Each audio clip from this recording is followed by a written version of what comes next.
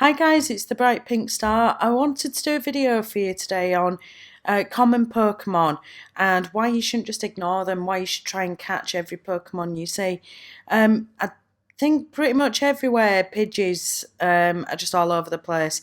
Although they can be slightly tricky to catch, or I did find them tricky to catch for a while. They're just idiots, really. They just seem to dodge the ball for whatever reason. But where I live as well, Drowsies are just everywhere. Everywhere I go, there's a Drowsy. I can't even go to a Pokestop with a low without finding about 5 or 6 Drowsies. It's ridiculous. But there is a reason why you shouldn't just ignore them, why you should try and catch them all.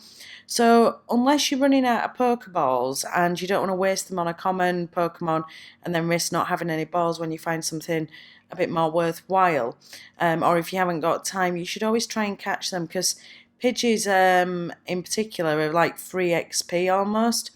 Caterpie, Weedle, and Pidgey all take 12 candies to evolve. So that means for every 3 Pidgeys you find, you can get 12 candies out of that if you transfer those 3 back to the professor. And then you can evolve another one. So essentially, you obviously need to have the one that you're going to evolve.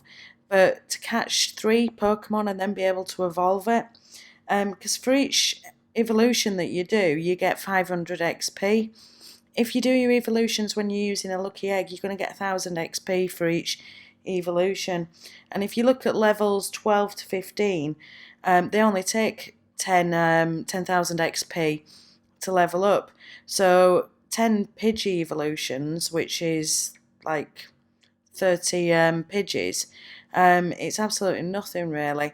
And you can level up really fast because the thing is with Pokemon Go is the more you level up, the better Pokemon you find in the wild. So it is really worth sort of saving your candies on your better Pokemon. Even like Rattatas and Eevees, they only take 25 candies. So for every sort of 6.25, you're not going to find 6.25 Pokemon. So for every 7 Pokemon you find of these types, you're going to be able to evolve one. And I keep finding, at the beginning of the game, I didn't find that many Eevees. But now I'm tending to find quite a lot of Eevees. Weirdly enough, I did start off by finding a lot of Rattatas, but I seem to be seeing a little bit less. They're still really common, but I haven't been seeing as many as I did at the sort of start of the game. But then even for like Spearow, Drowsies, and Zubats, they take 50 candies to evolve. But I just can't tell you how many Drowsies I actually find. It's ridiculous. Somebody asked me how many Hypno I've got. I think I've got about 6 Hypnos, and I've actually transferred 2 or 3 back to the professor because I'm just getting a bit sick and tired of them.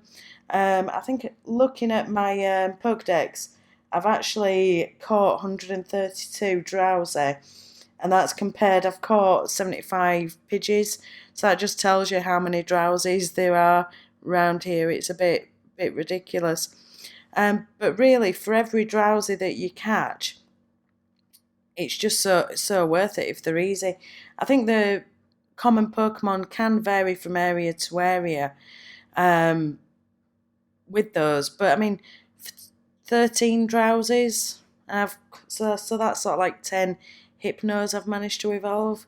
It's absolutely nothing.